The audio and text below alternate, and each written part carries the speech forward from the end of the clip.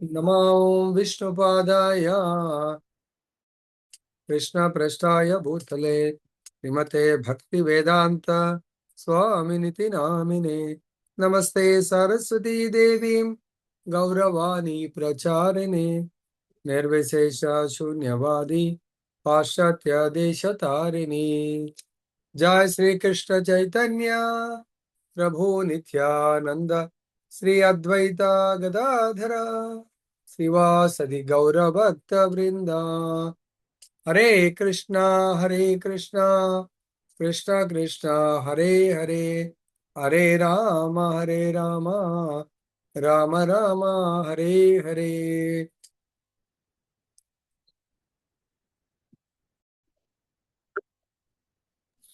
ఈ రోజు మనం చాలా అద్భుతమైనటువంటి విషయాన్ని భగవంతుడి కృప వల్ల చర్చించబోతున్నాము.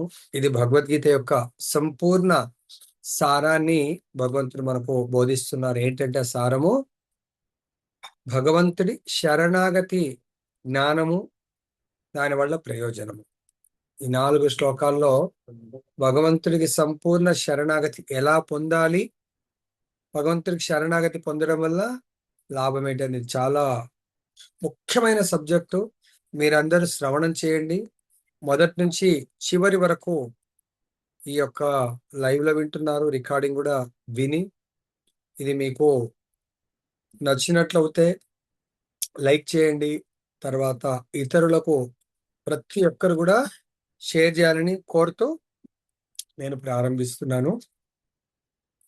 ముఖ్యంగా మనము ఈ యొక్క సృష్టిలో ప్రతి ఒక్కరు కూడా ఎవరికొకరికి శరణాగతి పొంది జీవిస్తూ ఉంటారు. లైక్ ఎగ్జాంపుల్ చూసినట్లయితే మనం ఎన్నో ఆఫీస్లో పని చేస్తూ ఉంటాం, బట్ అది పార్షల్ గా. సో బాస్ కు, కంపెనీ చైర్మన్ కు డైరెక్టర్స్, వాళ్ళ కింద జనరల్ మేనేజర్స్, అలా తీసుకుంటే హైరార్కీలో ప్రతి ఒక్కరు కూడా వాళ్ళ బాస్లకు శరణాగతి పొందుతారు. అంటే వాళ్ళు చెప్పినట్టుగా, సో కొంత లిమిటేషన్ వరకు. కానీ ఇక్కడ భగవంతుడు చెప్తున్నటువంటి శరణాగతి ఏంటంటే సంపూర్ణ శరణాగతి. ఇంకా అక్కడ తన స్వాతంత్రం అనేది ఏమీ ఉండదు అన్నట్టు. సంపూర్ణంగా భగవంతుడికి ఇచ్చేసి భగవంతుడు ఎలా చెప్తే అలా నడుచుకోవటమే నా ధర్మంగా భావించాల. సో ఈ రోజు చెప్పే భగవంతుడు శరణాగతి జ్ఞానం ఏంటంటే, ముఖ్యంగా భగవద్గీత మొత్తాన్ని మనం చదివితే భగవంతుడు 3 రకాల జ్ఞానాలు ఇచ్చాడు. ఒకటి గుహ్యమైనటువంటి జ్ఞానం. ఆ గుహ్యమైనటువంటి జ్ఞానము భగవద్గీతలో 18వ అధ్యాయము 51, 52, 53 ఈ 3 శ్లోకాల్లో చెప్పారు. ఏంటంటే అది జీవుడు ఆత్మ అనే జ్ఞానాన్ని ఇస్తాడు, బ్రహ్మ భూత స్థితి బ్రహ్మ జ్ఞానాన్ని. రెండవ జ్ఞానము గుహ్యతర్ జ్ఞానము, అంటే అది పరమాత్మ జ్ఞానము. ఓకే. మూడవ జ్ఞానము గుహ్యతం జ్ఞానము. భగవంతుడికి సంపూర్ణ శరణాగతి పొంది భగవత్ కృపను ద్వారా భగవద్ధామాన్ని, భగవద్ రాజ్యాన్ని ఎలా చేరుకోవాలి అనేది గుహ్యతమ జ్ఞానము మనకు బోధించడం జరుగుతుంది. ఈరోజు భగవంతుడు చెప్తున్నారు స్వయంగా, ఓ అర్జున, నీకు ఇది వరకు ఆల్రెడీ గుహ్యమైన జ్ఞానం బోధించాను. గుహ్యతర్ జ్ఞానం అంటే ఆత్మజ్ఞానము, పరమాత్మ జ్ఞానాన్ని బోధించాను. కాబట్టి ఇప్పుడు ఏమంటున్నారు భగవంతుడు, నీవు ఆత్మ పరమాత్మ జ్ఞానాల గురించి మళ్ళీ ఒక్కసారి విమర్శ కావించంటే నువ్వు మళ్ళీ ఒకసారి ఆలోచించు దాని గురించి. సో నేను చెప్పిన జ్ఞానము ఆలోచించి దాని గురించి విమర్శించి తర్వాత అప్పుడు నీ ఇచ్ఛానుసారము నువ్వు ప్రవర్తించు. ఇంకా నువ్వు నేను దానికి చూడని చెప్పేసి భగవంతుడు అర్జునుడికి ఆప్షన్ ఇవ్వడం జరిగింది. దాని గురించి ఇక్కడ ఏమన్నాడు ఈ శ్లోకంలో, యథేచ్ఛసి తథా కురు, నీ ఇచ్ఛానుసారము నువ్వు వ్యవహరించు. అంటే ఇక్కడ జీవుడికి స్వల్ప స్వాతంత్రం ఉంటది. సో కంప్లీట్ గా మన ఇచ్ఛానుసారం చేయడానికి కూడా ఉండదు. అర్థమైందా? భగవంతుడు సర్వసమర్థుడు, సర్వ స్వాతంత్రాన్ని కలిగి ఉన్నటువంటి వాడు. మనం భగవంతుడి అంశ కాబట్టి మనం ఏదైనా ఆఫీస్లో పనిచేస్తే ఆఫీస్లో కూడా ప్రతి లెవెల్ ఆఫీసర్స్ కు కొంత ఫ్రీడమ్ ఉంటుంది, స్వాతంత్రం ఉంటుంది. సో లైక్ అది మేబీ ఫైనాన్షియల్ ఉండొచ్చు, అడ్మినిస్ట్రేషన్ ఉండొచ్చు. సో జిఎం లెవెల్లో ఒక లెవెల్ ఆఫ్ ఫ్రీడమ్ ఉంటుంది. ఇంకా టాప్ చైర్మన్ లెవెల్, ఆ కంపెనీ చైర్మన్ అంటే సంపూర్ణంగా ఉంటుంది. అదే విధంగా చూసినట్టయితే భగవంతుడి యొక్క భౌతిక ఆధ్యాత్మిక రెండు బ్రహ్మాండాలకు సంబంధించి ఆయన యజమాని, నియంత, నిర్దేశకుడు. కాబట్టి సంపూర్ణ స్వాతంత్రం భగవంతుడికి ఉంటుంది. మనందరం జీవులు అనుమాత్రం. సో కాబట్టి అంత చిన్న అంశ మాత్రం మనము భగవంతుడి లోపల పార్ట్ అండ్ పార్సల్ ఉన్నందుకు మనకు సంపూర్ణ స్వాతంత్రం ఉండదు. కాబట్టి ఇక్కడ మనం ఏం చేయాలా? ఆ పూర్ణ పురుషోత్తముడు, పూర్ణ స్వతంత్రం ఉన్నటువంటి ఆ భగవంతుడి యొక్క ఆజ్ఞలను మనము స్వీకరించి వాటి ప్రకారం మనము నడుచుకోవడానికి ప్రయత్నం చేస్తే ఆ ప్రయత్నమే మనని సంపూర్ణ సఫలీకృతులను చేస్తుంది. సో దాన్నే మనం ఏమంటారంటే ఆచార్యులు కృష్ణ చైతన్యములో సుస్థిరంగా ఉండటము. ఫ్లక్చువేషన్, ఈ రోజు ఒకలాగా రేపు ఒకలాగా, ఈరోజు 10% కృష్ణ భక్తి చేస్తే రేపు 5% అలా కాదు. సో స్టెబుల్ గా ఉండాలా. సో ఎందుకు స్టెబుల్ గా ఉండాలా? అర్జునుడు కృష్ణుడి ద్వారా మొత్తం భగవద్గీత విని అప్పుడు అర్జునుడి కృష్ణ అన్నాడు, నీవిప్పుడు మరి నీకు తోచిన విధంగా చెయ్యు అంటే భగవంతుడు ప్రత్యక్షంగా నిలబడి ఆదేశాలు ఇస్తున్నాడు. మరి మనకు డౌట్ అవచ్చు, ప్రభుజీ మరి అర్జునుడు కృష్ణుడికి శరణాగతి పొందాడు, కృష్ణుడు డైరెక్ట్ చెప్పాడు. మరి నా పరిస్థితి ఏంటంటే భగవంతుడు ఇక్కడ చెప్తున్నాడు, నా యొక్క ప్రతినిధి ఆధ్యాత్మిక ఆచార్యుడి రూపంలో నీ ముందుకొచ్చి నా బోధనలనే ఎటువంటి మార్పు లేకుండా యథాతథంగా ఒకవేళ బోధిస్తే నువ్వు నీ యొక్క స్వాతంత్రాన్ని విచ్చలవిడిగా ఉపయోగించకుండా అది కేవలం ఆధ్యాత్మిక ఆచార్యుడి యొక్క ఆదేశాలను పాటించడానికి ఉపయోగించండి. ఇది ఎందుకు నీకు చెప్తున్నాను అని భగవంతుడు అంటున్నాడు, నీవు నాకు ప్రియమిత్రుడివి కాబట్టి ఈ ఆ గుహ్యతమైనటువంటి టాప్ సీక్రెట్ ఎవరికంటే వాళ్ళకు చెప్పేది కాదు. మనం కూడా మన ఇంట్లో అన్ని విషయాలు అందరికీ చెప్పం. కొన్ని విషయాలు కొందరికి చెప్తాం, కొన్ని విషయాలు కొందరికి చెప్తాం. దాదాపు మాక్సిమం 100% గా వైఫ్ అండ్ హస్బెండ్ ఒకరికొకరు చెప్పుకునే అవకాశం ఉంటుంది. కాబట్టి భగవంతుడు అంటున్నాడు, జ్ఞానంలోకెల్లా ఉత్తమమైనటువంటి దాన్ని మించింది లేదు, గుహ్యతమైనటువంటి దివ్యమైనటువంటి జ్ఞానాన్ని ఈరోజు నీకు చెప్పబోతున్నాను. ఆ జ్ఞానాన్ని విను. ఇప్పటివరకు చెప్పింది వన్ సైడ్, ఇప్పుడు నేను చెప్పబోయే జ్ఞానాలన్నింటికెల్లా రాజు లాంటిది, రాజ విద్య రాజగుహ్యం. ఇది గుహ్యతమైనటువంటి జ్ఞానము. ఇది ఇదివరకు ఎవరు కూడా వినలేదు. ఇది కేవలం శాంపుల్ గా 9వ అధ్యాయం 34వ శ్లోకంలో మన్మనాభవ మద్భక్తు అక్కడ కూడా చెప్పడం జరిగింది. కానీ ఈరోజు భగవంతుడు ఈ జ్ఞానాన్ని ఎందుకు ఇస్తున్నాడు అంటే 8.65 లో కూడా భగవంతుడు చెప్పడం జరిగింది. ఏంటది? ఈ జ్ఞానము నీకు గుహ్యతమైనటువంటి జ్ఞానం నీ ఒక్కడికి ఎందుకు చెప్తున్నంటే, నీవు నాకు మిక్కిలి ప్రియమిత్రుడేవు. అంటే భగవంతుడి యొక్క టాప్ సీక్రెట్ జ్ఞానాన్ని ఇవ్వాలంటే ఎవరైతే భగవంతుడికి ప్రియమైన వాళ్ళో, అంటే దీని మీనింగ్ ఏంటి? భగవంతుడికి ప్రియమైన వాళ్ళు, భగవంతుడి యొక్క ప్రాతినిధ్యం వహిస్తున్నటువంటి ఆధ్యాత్మిక ఆచార్యుడికి ప్రియమైన వాళ్ళు మాత్రమే ఈ జ్ఞానాన్ని పొందడానికి అర్హులు. భగవంతుడి యొక్క యాజ్ ఇట్ ఈజ్ రిప్రజెంటేటివ్స్ కో. కాబట్టి నీవు నాకు ప్రియమిత్రుడు కాబట్టి నేను నీకు వాగ్దానం చేస్తున్నాను, నీవు తప్పక నన్ను చేరుకుంటావు అని భగవంతుడు బోధిస్తున్నాడు. ఇక్కడ భగవంతుడు మరి ఏం టాప్ సీక్రెట్ నాలెడ్జ్ చెప్తున్నాడు? 4 సేవలు నా గురించి ఎవరైతే చేస్తారో వాళ్ళు ప్రియమిత్రులుగా మారుతారు. ఏంటా 4 సేవలు? నంబర్ 1, ఎప్పుడు మన మనసులో అన్య చింతన వదిలేయాలా.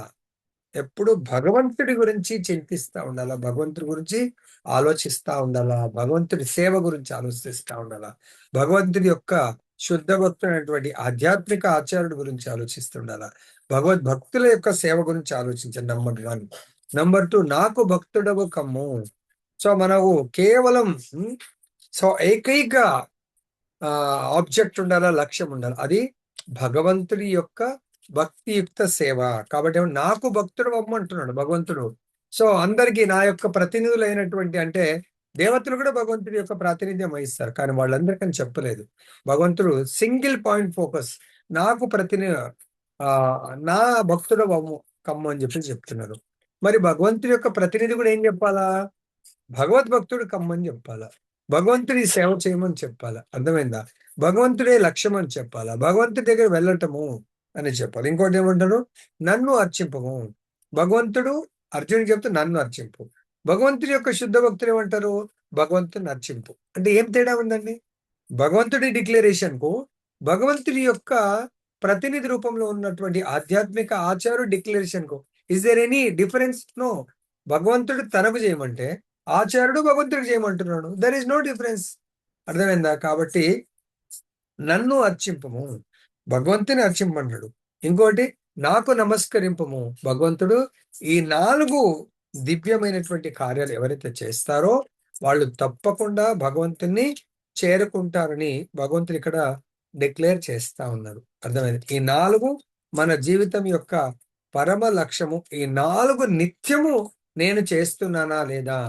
ఎప్పుడైతే ఈ 4 ఏ విధంగా చేయాలా? భగవంతుడికి సంపూర్ణ శరణాగతితో చేయాలా. సో మనము ఏదో 10 నిమిషాలు చేసి ఊరుకుంటే నడుస్తుందా? భగవంతుడు దీంట్లో చాలా క్లియర్ గా చెప్తున్నారు. ఏమని? ఈ 4 పనులు చేసేప్పుడు శ్రీకృష్ణ ఈ 4 పనులు చేయడం వల్ల ఎలా చేయాలి? సంపూర్ణ శరణాగతితో చేయాలా. ఎంతసేపు చేయాలా ఇది? 24 గంటలు భగవంతుడి యొక్క ఆలోచనల భగవత్ సేవలో మనం నియుక్తమయ్యేట్టుగా ఉండాలి అని చెప్పేసి భగవంతుడు మనందరికీ అనౌన్స్ చేస్తున్నాడు, ఆర్ డిక్లేర్ చేస్తున్నాడు. సో దానివల్ల ఫలితం ఏమంటున్నాడు? సంపూర్ణ శరణాగతితో ఎవరైతే ఈ 4 కార్యాలు చేస్తారో వాళ్ళు నా యొక్క ప్రత్యక్ష సాంగత్యాన్ని పొందగలుగుతారు. అర్జునుడు ప్రత్యక్ష సాంగత్యాన్ని పొందాడు. నా భక్తులు కూడా అదే సాంగత్యాన్ని పొందగలుగుతారు అని భగవంతుడు ఇక్కడ మాటిస్తున్నారు. అతని యొక్క శ్రీకృష్ణుని యొక్క సన్నిహిత సాంగత్యంను ప్రత్యక్షంగా నెలకొనగలడు. సో నిజంగా ఇది జరుగుతుందా అంటే మనం ఎన్నో చరిత్రలో లీలలున్నాయి. మరి భగవంతుడి యొక్క సాంగత్యాన్ని పొందడానికి భగవంతుడు ఎలా పొందొచ్చు అని ఆచారుల ద్వారా భగవంత్ దర్శనం అనే గుహ్యమైనటువంటి జ్ఞానాన్ని ఆచార్యులు బోధిస్తూ ఉంటాం. అర్థమైందా? దానికి మనం చరిత్రలో చూసినట్టయితే ప్రహ్లాదుడు ఉన్నాడు. ప్రహ్లాదుడు గర్భంలోనే నారదుడు నారదుడు భగవంతుడి యొక్క ప్రాతినిధ్యము, భగవంతుడి యొక్క శక్తావేశ అవతారం అనుకోవచ్చు. నారదుడి ద్వారా గర్భంలో ఉన్నటువంటి ప్రహ్లాదుడికి భగవంతుడి యొక్క నామస్మరణ గురించి బోధించడం జరిగింది. ఆయన తన తల్లి గర్భం నుంచి బయటకు వచ్చిన తర్వాత నిరంతరము 24/7 భగవంతుడి యొక్క నామస్మరణ చేస్తూ ఉంటాడు. సో దానివల్ల ఆయనకు లాభం ఏం జరిగింది? సాక్షాత్ భగవంతుడు అంటే వాళ్ళ నాన్న భగవంతుడి విరోధి, వాళ్ళ నాన్న కోరుకున్నటువంటి రూపము జంతువుతో కాకుండా, మనిషితో కాకుండా, తర్వాత ఏ ఆయుధం కాకుండా అలా ఏ విధంగా కోరుకున్నాడో అటువంటి రూపాన్ని ధరించి భగవంతుడు వాళ్ళ నాన్నగారిని చంపడం కాదు, చంపడం అయితే ఏ విధంగానే చంపొచ్చు, కానీ ప్రహ్లాదుడు లాంటి గొప్ప భక్తుడికి దర్శనం ఇవ్వడానికి భగవంతుడు ప్రత్యక్ష సాంగత్యం ఇవ్వడానికి. ఇక్కడ అర్థం చేసుకోండి, ప్రహ్లాదుడికి ప్రత్యక్ష సాంగత్యం ఎందుకు ఇస్తున్నాడు? ప్రహ్లాదుడి యొక్క గురువు గారైనటువంటి నారదుడు బోధనలు ప్రహ్లాదుడు విని పాటించడం వల్ల ప్రత్యక్ష సాంగత్యం పొందడం జరిగింది. అలా ప్రహ్లాదుడికే కాదు, ఆయన ఈవెన్ ధ్రువ మహారాజ్ అంత చిన్న బాలుడు, 5 సంవత్సరాల బాలుడు ధ్రువుడు కూడా భగవద్ దర్శనానికి బయలుదేరాడు. ఆయన కూడా తన తల్లి మాట ప్రకారం. సో మరి తల్లి గారు భగవంతుడి మార్గాన్ని చూయించింది అలా వెళ్ళు అని, కానీ ఆ మార్గంలో సక్సెస్ పొందాలంటే అర్థమైందా? మార్గాన్ని చూపించిన వాళ్ళని ఏమంటారు? సో వాళ్ళని వాక్ ప్రదక్షిణ గురు ఆర్ పద్మ ప్రదక్షిణ గురు అంటారు. అంటే పాత్ను చూపించిన వాళ్ళు. కానీ ఆ పాత్ ఎలా అచీవ్ చేయాలా, ఆ మార్గాన్ని ఎలా పొందాలి, ఆ లక్ష్యాన్ని పొందాలి అనేది చూపించేవారు మనకు ఆధ్యాత్మిక ఆచార్యులు. సో ధ్రువ మహారాజుకు కూడా ఏ విధంగా సక్సెస్ ఇచ్చారు? నారదుడు భగవంతుడి యొక్క నామాన్ని ప్రసాదించి భగవంతుడి గురించి ధ్యానం చెయ్యమని చెప్పారు. ఎప్పుడైతే భగవంతుడి యొక్క నామ సాంగత్యము, నామ్ని భగవంతుడి యొక్క నామానికి భగవంతుడికి తేడా లేదు. మనకు చైతన్య మహాప్రభు కూడా చైతన్య శిక్షాష్టకంలో చెప్పడం జరిగింది. ఏమన్నారు? ఆ నాం అకారి బహుదా నిజ సర్వశక్తి.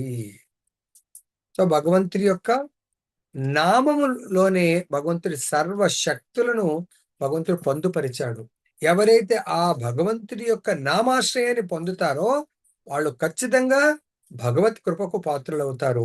భగవంతుడి యొక్క ప్రత్యక్ష సాంగత్యానికి భగవంతుడి హరినామ సంకీర్తనకు ఎటువంటి తేడా లేదు. కాబట్టి ధ్రువ మహారాజ్ కూడా భగవంతుని నామం ద్వారా భగవంతుడి ప్రత్యక్ష సాంగత్యాన్ని పొందడం జరిగింది. ఇంకేమంటారు ఇక్కడ, భగవంతుడు ద్విభుజములు కలిగి వేణువును ధరించి సుందరమైన వదనమును కలిగి కేశములందు నెమలి పింఛమును దాల్చిన నీల మేఘ శరీరుడైన కృష్ణ రూపం నందే మానవుడు మనస్సును కేంద్రీకరింపవాలని ఈ శ్లోకం నొక్కి చెప్పుతుంది.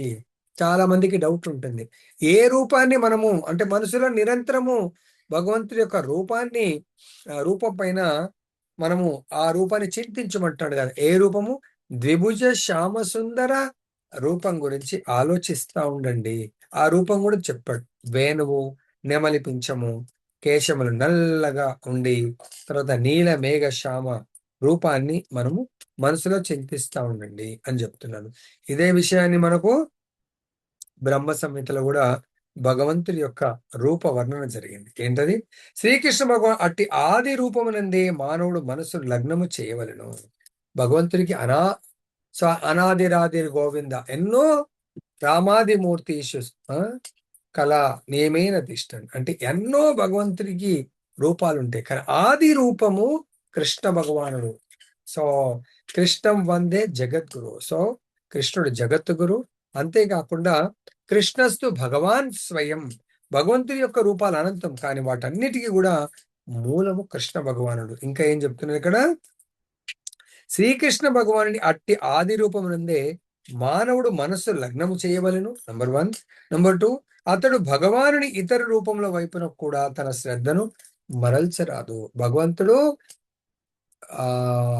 గుణావతారము, లీలావతారము, తర్వాత మన్వంతరం, ఎన్నో అవతారాలు భగవంతుడే తీసుకోవడం జరుగుతుంది దేశకాల పరిస్థితులు తగ్గట్టుగా. కానీ మూల అవతారం, మూల రూపం మాత్రం కృష్ణ భగవానుడు.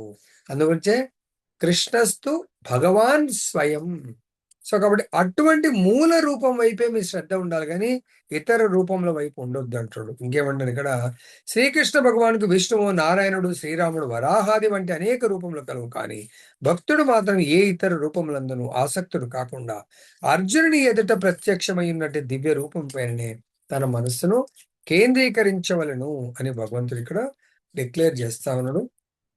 ఇది ఆచార్యులు కూడా బోధిస్తున్నాడు. ఎందుకు అంటే మనకు విష్ణువుని కొలిస్తే వైకుంఠం పోతాం, నో ప్రాబ్లం. ఎవరైతే ఇప్పుడు అర్జునుడు ఏదైతే కృష్ణుడే కావాలనుకున్నాడో ఆ విధంగా కేవలం ద్విభుజ శ్యామ సుందర రూపం కావాలనుకునే వాళ్ళు గోలోక బృందావనం. కాబట్టి మీకు నేను కావాలనుకుంటే నన్ను సింగిల్ పాయింట్ ఫోకస్, మళ్ళీ డీవియేషన్ కాకండి అని ఇక్కడ మనకు బోధిస్తా ఉన్నాను. చాలా మంది భగవద్గీత చదువుతారు ఎన్నిసార్లు ప్రభుజీ, 2, 3, 4, కానీ దాంట్లో ఉన్న సారాన్ని చక్కగా అర్థం చేసుకోలేకపోతారు. అర్థమైందా? ఇంకా ఏమంటాడు ఇక్కడ? ఆ విధంగా శ్రీకృష్ణుని సచ్చిదానంద రూపంపై మనసుని కేంద్రీకరించటే పరమ గుహ్య జ్ఞానము. పరమ గుహ్య జ్ఞానం. ఈరోజు మనం అనుకున్నాము భగవంతుడి సంపూర్ణ శరణాగతి గురించి జ్ఞానము, దాన్నే పరమ గుహ్య జ్ఞానము లేదా గుహ్యతమైనటువంటి జ్ఞానం అని చెప్తున్నారు. మరి శరణాగతి పొందే మార్గం మనం తెలుసుకున్నాం. జ్ఞానం, ఈ 4 పనుల ద్వారా మనం భగవత్ శరణాగతి పొందగలుగుతాము. సో ఆ భగవత్ శరణాగతి వల్ల మనకి ఎటువంటి లాభం ఉంటుందని 66వ శ్లోకంలో చెప్తున్నాడు. సర్వ విధములైన ధర్మములను త్యజించి, ఇందాక 4 పనులు అవి అంటే భగవంతుడి భక్తుడు వాళ్ళ, ఇంకెవరి భక్తుడు అవసరం లేదు. తర్వాత భగవంతుడికి నమస్కరించండి. ఇంకా వేరే వాళ్లకు మళ్ళీ అరే సోమవారం ఒక్కళ్ళకు, మంగళవారం ఒక్కళ్ళకు, బుధవారం ఒక్కళ్ళకు కాదు.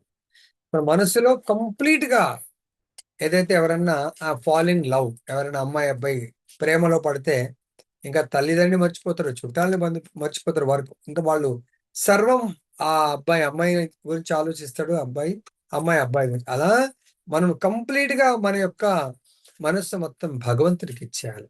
అర్థమైందా? సో ఆ విధంగా ఇవ్వాలి అంటే మనము అన్ని ధర్మాలను, నేను చేయవలసినటువంటి ధర్మాలన్నిటి కూడా త్యజించి కేవలము నాకు శరణాగతి పొందు. చేయవలసిన ధర్మాలంటే నిజ జీవితంలో ఎన్నో పనులు చేస్తూ ఉంటాం. ఇంతకుముందు కృష్ణ కాన్షియస్ రాకముందు ఎన్నో ధర్మాల్ని పాటించాం మనం.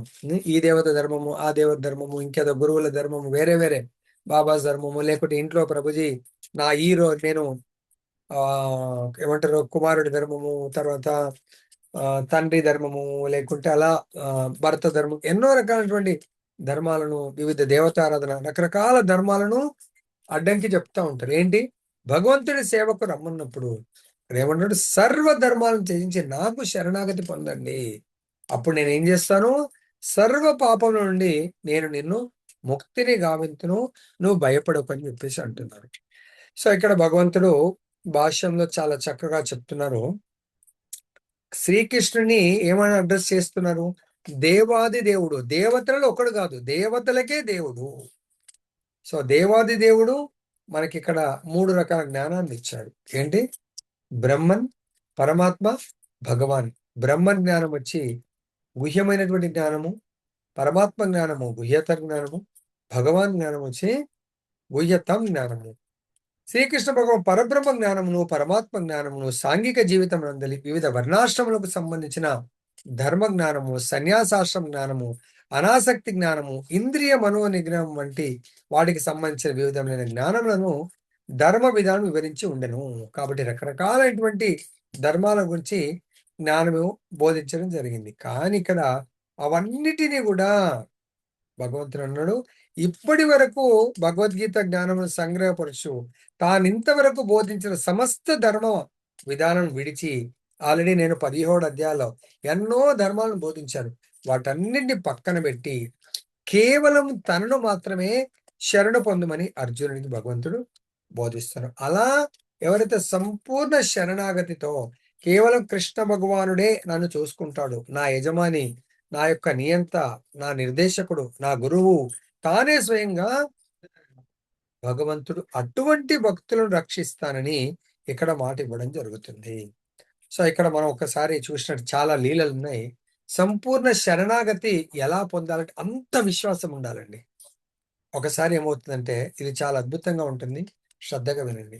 ఒక మేక అరణ్యంలో తన యొక్క యజమానితో పాటు చాలా మేకల గుంపులో సో అడవులకు ఆహారం తీసుకోవడానికి వెళ్తారు. కానీ అడవులో మేసుకుంటూ అది దారి తప్పి ఒంటరిగా సో డీప్ ఫారెస్ట్ లోకి వెళ్తుంది అన్నట్టు. డీప్ ఫారెస్ట్ లోకి ఆ మేక వెళ్ళినప్పుడు ఇంకా తప్పిపోతుంది, చాలా తిరుగుతుంది ఆ రూట్. మళ్ళీ తన యజమాని, మిగతా మేకలు ఏమీ దొరకవు. ఇంకా అది చాలా అలసిపోతుంది. అలసిపోయి ఏం చేస్తుంది? ఒక ఓపెన్ ప్లేస్ లో చేతగాక చూస్తే అక్కడ కూర్చుండిపోతుంది అలసిపోయి. సో అక్కడ ఎందుకు కూర్చున్నదంటే, మీరు ఇది సస్పెన్స్ చూడండి. అలా కూర్చుని ధైర్యంగా కూర్చుంటుంది. సో అది దట్టమైన అరణ్యంలో ఒక మేకపిల్ల ధైర్యంగా కూర్చుందంటే, అంతలోనే ఒక నక్క వస్తుంది దానికి. అది కూడా తిరిగి తిరిగి ఆహారం దొరకలేదు చూసి, అరే ఒక మేక దొరికిపోయింది, సో ఇంకా భుజించవచ్చు అని చెప్పేసి మెల్లమెల్ల నడుచుకుంటూ వస్తే, అదనుకునేది పారిపోతుందేమో అని చూస్తే ధైర్యంగా అలా మంచిగా తల ఊపుకుంటూ చాలా చక్కగా కూర్చుంది. అరే మేక అసలు భయపడట్లేంది, నక్కని చూడంగానే ఈ దట్టమైన ఫారెస్ట్ లో భయపడి పరిగెత్తాలి, అసలు లేవట్లేదు. సో అది ఆలోచనలో పడిపోయింది, ఏంటి ఇంత ధైర్యం కూర్చుందని మెల్లమెల్లంగా వస్తూ ఉంటుంది దగ్గరికి. అస్సలు భయపడదు మేక. సో భయపడకుండా అలానే టీవీగా ఉంటుంది. అప్పుడు దగ్గరకు వచ్చి, ఏంటి మేక, ఇదేంటి ఇంత దట్టమైన అడవి అరణ్యంలో నువ్వు అసలు భయపడుతుండా? నన్ను చూస్తే పారిపోతా ఉంటారు, ఏడ తింటారు అని చెప్పేసి ఇంత టీవీగా ధైర్యంగా కూర్చున్నామంటే, మేకంటదంట, నీ పని నువ్వు చూసుకో, ఎందుకు టైం వేస్ట్ చేస్తున్నావు, నా టైం వేస్ట్, నీవు వచ్చిన పని నువ్వు చేసుకో అంటదంట. అరే నేను వచ్చిన పని ఏంటి? దీన్ని తినడానికి. ఇంత ధైర్యంగా నువ్వు వచ్చిన పని చేసుకుంటున్నావు, నీ ధైర్యానికి కారణం ఏంటి అని ఆ నక్క అడిగిందంట. అప్పుడు అన్నదంట, నీకు కళ్ళు కనబడతలేవా, నేను ఎవరి దగ్గర కూర్చున్నా చూడు ఒక్కసారి అన్నదంట. అక్కడ చూస్తే ఆ అడవికి రాజు అయినటువంటి సింహం యొక్క అడుగులు అచ్చు సింహం యొక్క పాదం దగ్గర కూర్చున్నదంట. చాలా శ్రద్ధగా వినండి, ఇది శరణాగతి అనేది ఎలా అనేది. సింహం పాదాల దగ్గర కూర్చున్నదంట. అరే సింహం పాదం ఇది, మరి ఏమనుకుంటున్నావు?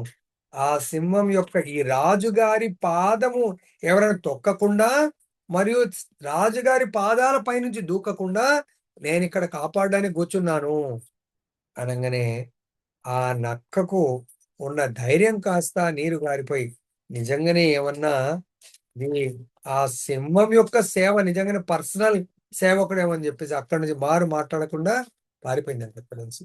తర్వాత ఇంకెన్నో జంతువులు వచ్చాయంట. ఎన్ని జంతువులు వచ్చినా కూడా అది అసలు వనకట్లేదు, ఏం భయపడట్లేదు. లాస్ట్ పులి కూడా వచ్చిందంట.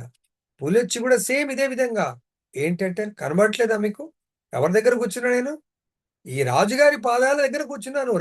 రాజుగారి పాదాలను రక్షిస్తున్నాను అనగానే పులి కూడా పారిపోయిందంట. లాస్ట్‌కి ఇంకెవరు? రాజు సింహమే వచ్చిందట గర్జించుకుంటూ. దానికి కూడా ఆకలి అయితా ఉంది. చూస్తా ఉంటే అరే! ఓపెన్ మైదానంలో, అందులో చెట్ల పొదల్లో కూడా కాదు. ఓపెన్ మైదానంలో కూర్చుందంట అది. ఏంటి ఇంత ధైర్యంతో కూర్చుంది? నేను గాండ్రిస్తే పారిపోతాయి అన్నీ అని దానికి కూడా సింహానికి కూడా ఆశ్చర్యం అనిపించి మెల్లగా నడుచుకుంటూ వచ్చిందట. అప్పుడన్నదట, ఏంటి మేక నీకు భయం లేదా అసలు? నన్ను చూస్తే అందరూ పారిపోతా ఉంటారు.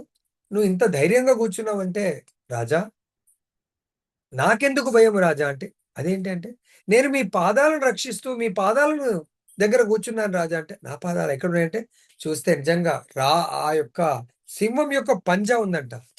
నేను నీ యొక్క ఈ పంజాని ఎవరైనా దాటుతారేమో, దీన్ని తొక్కుతారేమో రక్షిస్తూ కూర్చున్నాను రాజా నేను అంటే, సింహం చాలా ఆశ్చర్యపోయింది. అరే! ఇప్పటివరకు నాకు ఇంత గొప్ప భక్తురాలు ఎవరు దొరకలేదే. ఇది నా యొక్క పరమ భక్తురాలని చెప్పేసి చాలా ప్రసన్నమైపోతుందంట ఆ సింహం.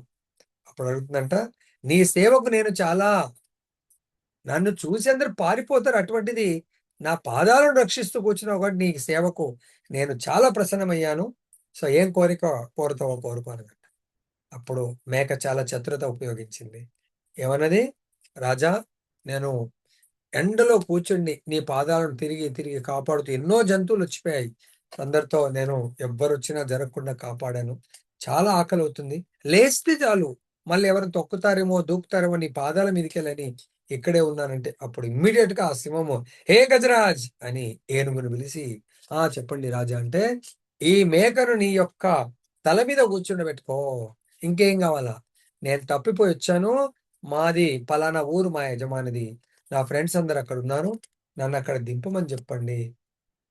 ఇంకేం గావాలా? చాలా ఆకలితో ఉన్నా గాబట్టి, కొంచెం ఆహారం ప్రసాదించండి" అంటే, ఆ గజరాజుకి చెప్తాడంట సింహం. రాజు గాదు.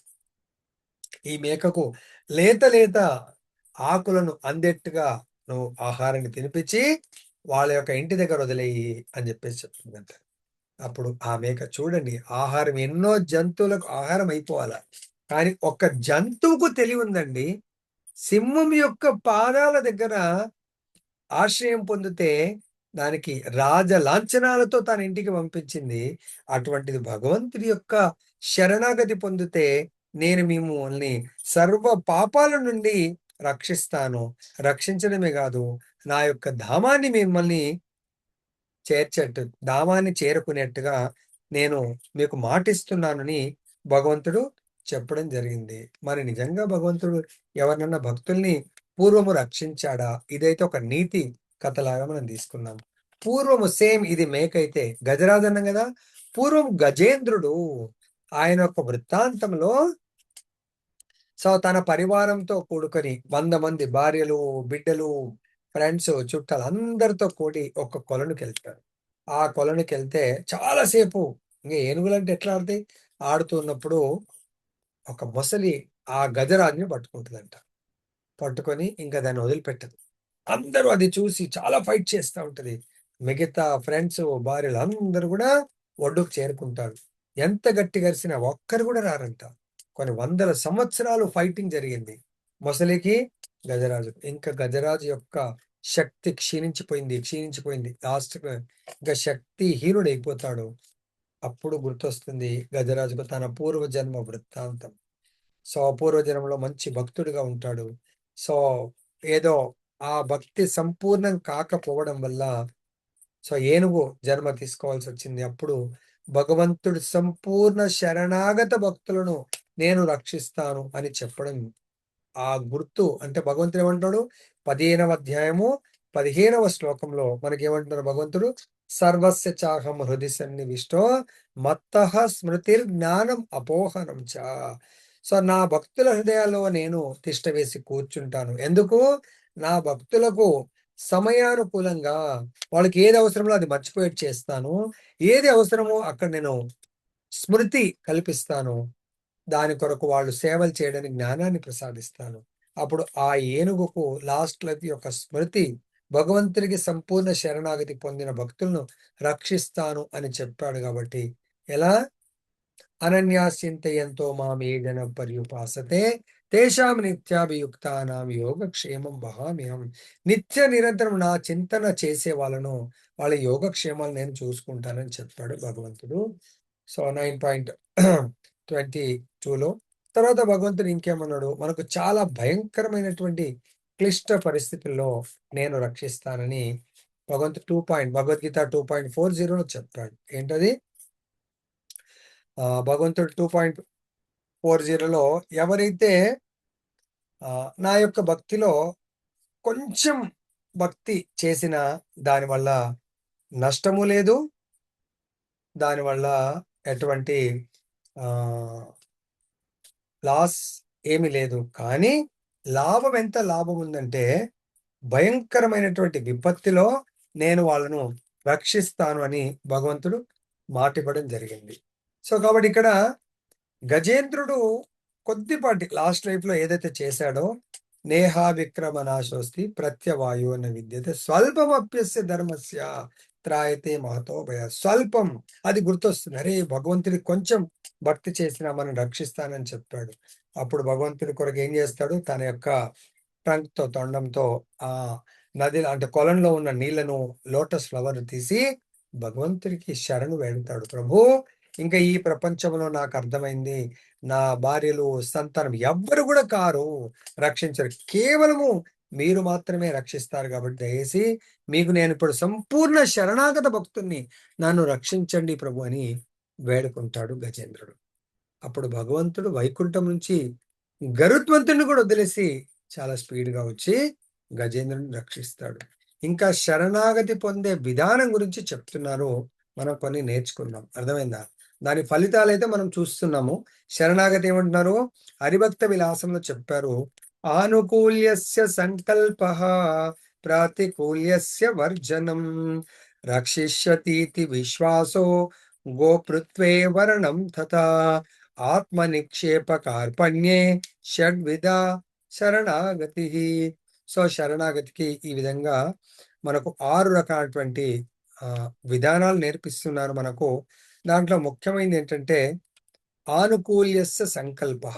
భగవంతుడికి అనుకూలమైనటువంటి వాటిని మనము సంకల్పం పెట్టుకోవాలా. నేను చెయ్యాలా. భగవంతుడు అనుకూలం ఏం చెప్పారు? 4 విధి విధానాలను పాటించండి అని చెప్పారు. ఏంటి భగవంతుడి గురించి? నిత్యం చింతించాలా? భగవంతుడు భక్తుడవ్వాలా? భగవంతుడికి అర్చన చేయాలా? భగవంతుడికి నమస్కరించాలా? ప్రాతికూల్యస్య వర్జనం. ఇంతకాలం మనము భగవంతుడు కాకుండా ఇతరులకు ఎంతో మందికి సేవిస్తా ఉన్నాం. వాళ్ళని వదిలేయండి. 2 భగవంతుడి సేవలు సంకల్పం పెట్టుకోండి. భగవంతుడి కానివి వదిలేయండి.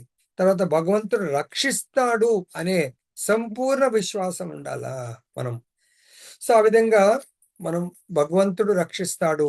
తర్వాత ఎలా రక్షిస్తాడు? ఆ విశ్వాసం బట్టి మనం లైక్ ఎగ్జాంపుల్ తీసుకున్నట్టయితే ఆహ్, ద్రౌపదిని మనం ఎగ్జాంపుల్ తీసుకోవచ్చు. సంపూర్ణ శరణాగతి ఆ విశ్వాసము అంతవరకు వేరే వేరే వాళ్ళ మీద ద్రౌపదికి ఉండింది. లైక్ ఆ కురు నిండు సభలో ద్రౌపదిని వివస్త్రను చేయడానికి ఆదేశం ఇవ్వడం జరుగుతుంది. అప్పుడు ద్రౌపది నిండు సభలో ఏకవస్త్రంలో ఉంటుంది. సో, దుశ్శాసనుడు చాలా బలవంతుడు. ఆ ద్రౌపది శారీ లాగుతుంటే ద్రౌపది అనుకుంటుంది, అరే! నా యొక్క భర్త ధర్మాత్ముడు. ధర్మరాజు ముందట ఇది ఎలా సాధ్యము?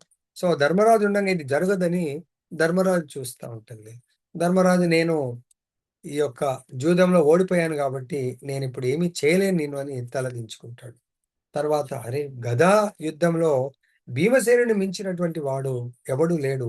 కాబట్టి భీమసేనుడు అంత గొప్పవాడుండంగా నాకిలాంటి అన్యాయం ఎలా జరుగుతుందని భీమసేనుడు జూస్తుంది. భీమసేనుడు గూడా సో, ఆ అన్న యొక్క ఆదేశాలను పాటిస్తూ తలదించుకుంటాడు. అదే విధంగా నెక్స్ట్ అర్జునుడిని జూస్తుంది. అరే! అర్జునుడు శివున్నే మెప్పించి ఆయన సో శివుణ్ణి ప్రసన్నం చేశాడు, పాశుపతాస్త్ర తీసుకున్నాడు. అంతేకాకుండా ఇంద్రుణ్ణి కూడా తన యొక్క యుద్ధ నైపుణ్యంతో మెప్పిస్తాడు. అంత గొప్ప ధనుర్ధారి ఆయన ఉండంగా నాకేంటి అని చెప్పేసి అర్జునుడు చూస్తే అర్జునుడు కూడా తలదించుకుంటాడు. ఈ విధంగా భీష్ముడు అందరిని చూస్తుంది, ఎవ్వరు కూడా సాయం చేయలేకపోతారు. లాస్ట్‌కి అక్కడ ఆచార్యుడు ఉంటారు. ఎవరైనా కృపాచార్యుడు. ఆ కృపాచార్యుడిని చూడంగానే కృపాచార్యుడు కూడా నిండు సభలో మర్యాద ఏంటంటే రాజుగారు అడిగే వరకు ఏమీ చెప్పకూడదు అన్నట్టు. రాజుగారి పర్మిషన్ ఇస్తేనే చెప్పాలా. వితౌట్ రాజుగారి జోక్యం పర్మిషన్ లేనిది ఎవరు కూడా చెప్పడానికి వీల్లేదు. కానీ ఆయన ఏం చేస్తాడంటే కృపని అప్పుడు అంటుంది వేడుకుని, హే కృపాచార్య, మీ పేరులోనే ఉంది కృప, కాబట్టి మీరన్న కృప చూయించండి అని ఆమె వేడుకుంటుంది కన్ను సైగలతో. అప్పుడు ఆయన సైగల ద్వారానే చేస్తాడు. అమ్మా, ఈ నిండు సభలో ఒక రాజు గుడ్డివాడున్నాడు. కాబట్టి ఆయన రాజరికంలో ఎవ్వరు ఏమి చేయలేరు. నీకు ఒకే ఒక్కడు, నువ్వు సంపూర్ణ శరణాగతి పొందితే నేను రక్షించేవాడు ఆ భగవంతుడు. కాబట్టి ఇలా ఒక వేలుతో చూయిస్తాడు. అమ్మా, నువ్వు ఇప్పుడు వేడుకోవాల్సింది ఆ కృష్ణ భగవానుని మాత్రమే. అప్పుడు ఆమెకు జ్ఞానోదయం కలుగుతుంది. అప్పుడు హే కృష్ణ కరుణా సింధు దీనబంధు జగత్పతే. సో ఎప్పుడైతే కృష్ణుని వేడుకున్నదో కృష్ణుడు ద్రౌపది కొరకు ఏ అవతారం ఎత్తాడండి? వస్త్రావతారాన్ని ధరించి అప్పుడు ఆ సందర్భంలోనంట కృష్ణుడు చాలా అద్భుతమైన లీల జరుగుతుంది. అప్పుడు ఆయన ద్వారకలో భోజనం చేస్తా ఉంటాడంట. రుక్మిణి అమ్మవారు వడ్డిస్తా ఉంటే భోజనం చేస్తూ ఉంటే ఎప్పుడైతే ఈ సన్నివేశం జరిగిందో ఇంకా దుశ్శాసనుడు కృష్ణుడికి చాలా కోపం వచ్చేస్తుంది. కుంతి ఎవరైతే ద్రౌపది పిలవంగానే లేచి నిలబడి ఆయన ఇంకా తన యొక్క సుదర్శన చక్రాన్ని ఆహ్వానించి, ఇప్పుడు నేను మొత్తం ఈ భౌతిక ప్రపంచాన్నే సర్వనాశనం చేస్తాను. అరే ఏమైంది స్వామి, ఏమైంది భోజనం మధ్యలో అంటే, లేదు, ఈ భౌతిక బ్రహ్మాండమే బెస్ట్. ఎందుకు స్వామి అంటే, ఇలా నా ఒక గొప్ప భక్తురాలికి ఇంత గొప్ప అవమానం జరుగుతుంది అంటే, మరి బ్రహ్మాండంలో ఎంతో మంది భక్తులు ఉన్నారు కదా ప్రభుకి, ఒక్క భక్తురాలు గురించి అంతమందిని నాశనం చేస్తావంటే అప్పుడు భగవంతుడు అంటే, ఈ మొత్తం భూలోకాన్ని సర్వనాశనం చేస్తాను. భూలోకంలో కూడా ఎంతో మంది భక్తులు ఉన్నారు కదా అంటే, అప్పుడు ఈ భారతదేశాన్ని మొత్తం సర్వనాశనం చేస్తానంట. అప్పుడు ఇలా చాలా అద్భుతమైన సంభాషణ జరుగుతుంది అన్నట్టు. అప్పుడు రుక్మిణి అమ్మవారు అంటారు, అరే భారతదేశంలో కూడా ఎంతో మంది, అయితే హస్తినాపురం మొత్తం సర్వనాశనం చేస్తాను. హస్తినాపురంలో కూడా నీ యొక్క 5గురు పంచపాండవులు ఎంతో ఎంతో మంది, కుంతిమారులు ఎంతో మంది ఉన్నారు కదా. అప్పుడు ఆ నిండు సభని చేస్తా అంటే సభలో కూడా నీ యొక్క ప్రియ సఖుడు అర్జునుడు ఉన్నాడు. మరి వాళ్ళందరినీ సంహరించిన తర్వాత ఒక స్త్రీకి పతివ్రత శిరోమణికి భర్తలు లేకుంటే ఇంకా ఆమె జీవితం వేస్ట్. మరి అలాంటప్పుడు వాళ్ళని ఎలా సంహరిస్తావు? సంహరిస్తే ఆమె ఎలా ఆనందంగా ఉంటుందంటే అప్పుడు భగవంతుడు శాంతించి, అయితే సరేలే నేను ఆమెను కాపాడడానికి వెళ్తున్నానని చెప్పేసి వెళ్ళి భగవంతుడు వస్త్రావతారాన్ని ధరించి ద్రౌపదిని కాపాడడం జరుగుతుంది. అంటే ఎప్పటి వరకైతే ద్రౌపది సంపూర్ణ శరణాగతి పొందలేదో భగవంతుడు కాపాడడానికి రాలేదు. కాబట్టి ఇక్కడ మనం గ్రహించవలసింది ఏంటంటే శ్రీకృష్ణుని సంపూర్ణ శరణాగతి ఎవరైతే పొందలేరో వాళ్ళకు రక్షణ దొరకదు. పొందే విధానం మనకి ఇక్కడ చెప్తున్నారు. ఆధ్యాత్మిక ఆచార్యుడి యొక్క నిర్దేశకత్వంలో ఆదేశానుసారము మనము భగవంతుడికి ప్రతికూలమైన వదిలేయాలి, భగవంతుడికి అనుకూలమైన వాటిని గ్రహించాల. దేని కొరకు? భగవంతుడు నన్ను తప్పకుండా రక్షిస్తాడు అనే విశ్వాసము మనందరికీ ఉండాలి. విశ్వాసము లేనటువంటి భక్తి అది వేస్ట్. అర్థమైంది. ఇంకా ఏం చెప్తున్నారు ఇక్కడ? మానవుడు శ్రీకృష్ణ భగవాన్ సుందర రూప సందర్శనం చే ఆకర్షింపబడవలెను.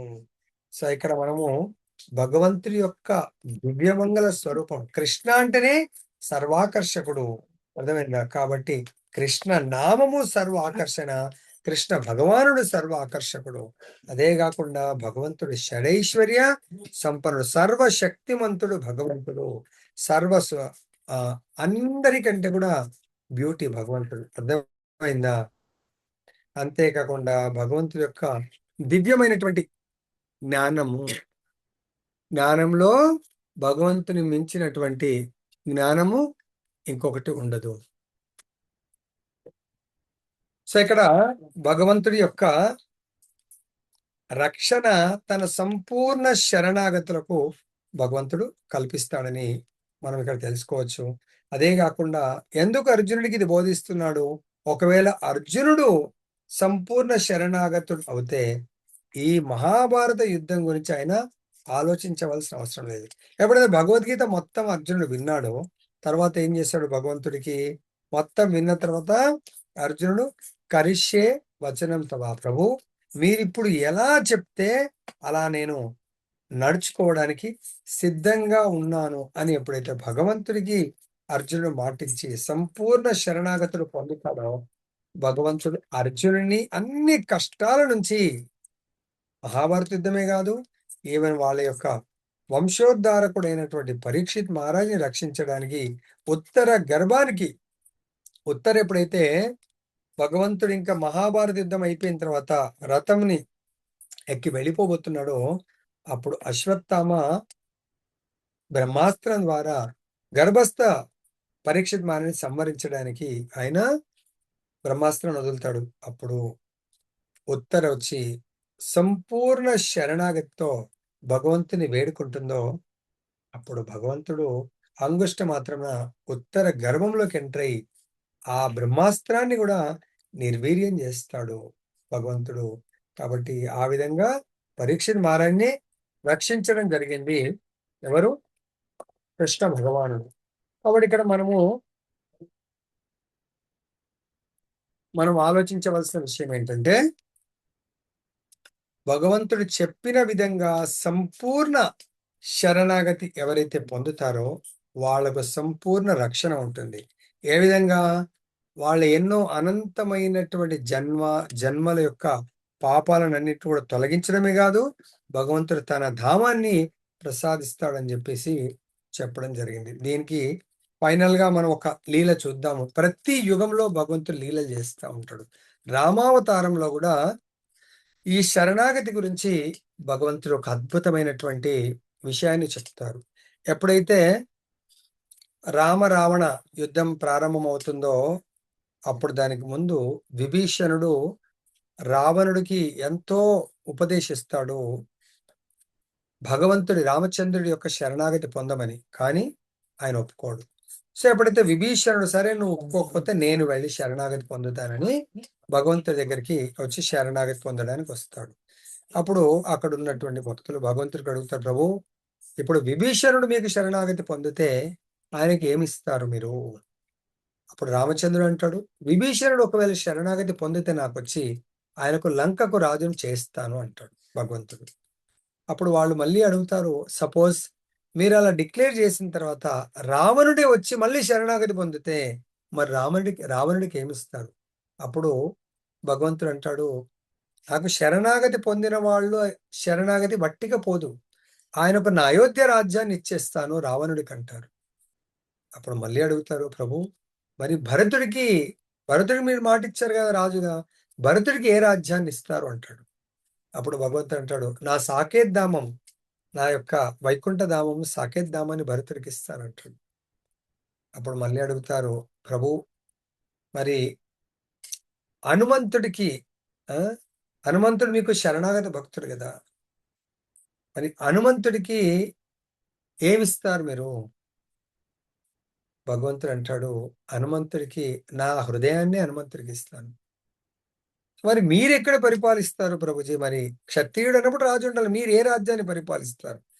అప్పుడు రామచంద్రుడు అంటాడు, నా యొక్క శుద్ధ భక్తుడైనటువంటి హనుమంతుడి యొక్క ఏమంటారు హృదయ సామ్రాజ్యాన్ని నేను పరిపాలిస్తాను అని చెప్పేసి చెప్పడం జరుగుతుంది. అంటే శరణాగత భక్తులకు భగవంతుడు ఎప్పుడూ ఆశయాన్ని కల్పించడం కాదు, వాళ్ళ గురించి అనుక్షణం భగవంతుడు ఆలోచిస్తూ వాళ్ళ యోగక్షేమాలను భగవంతుడు చూసుకుంటాడని మనము ఈ వృత్తాంతం ద్వారా తెలుసుకోవచ్చు. కాబట్టి దీని ద్వారా ప్రతి ఒక్కరు కూడా ఈ రోజు నుంచి భగవంతుడు ఏదైతే 18.65లో చెప్పారో దాని ప్రకారము జీవితాన్ని గడపడానికి ప్రయత్నం చేయండి. లక్కీగా మనకు చాతుర్మాస్యంలోనే ఈ శ్లోకాలు రావడము మన అదృష్టము.